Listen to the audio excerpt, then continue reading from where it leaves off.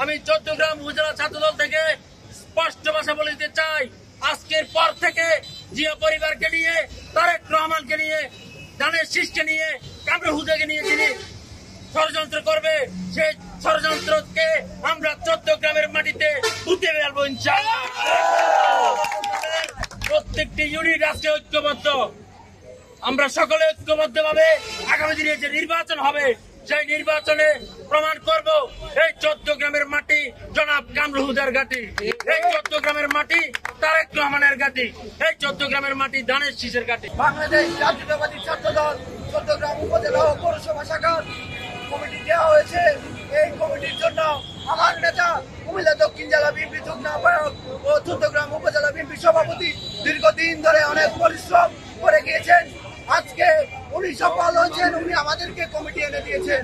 কিন্তু আমি কথা দিতে চাই, এই চট্টগ্রাম পৌরসভা ছাত্রদল আগামীতে চট্টগ্রাম পৌরসভা ছাত্রদল কামরুল হুদা ভাইকে বসুন্ধরা টিস্যু অশুদ্ধতার বিরুদ্ধে এক বিন্দুও ছাড় নয়। 11 আসলে বিজয় করে এমপি হিসেবে এমপি বানিয়ে আমরা ঘরে ফিরে যাব।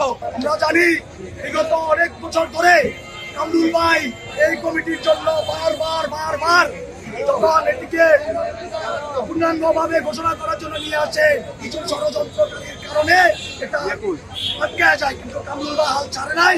না চাইরা গতকাল আমাদের সবার আশা আকাঙ্ক্ষার সেই কমিটি আমাদের সামনে পেশ করে।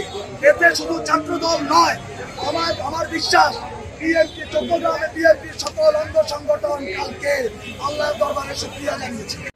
চট্টগ্রাম উপজেলা ও চট্টগ্রাম পৌর কমিটি অভিনন্দন জানিয়ে জননেতা জনাব কামরুল হুদা ভাইয়ের এবং সম্মানিত বাংলাদেশ জাতীয়তাবাদী ছাত্রদল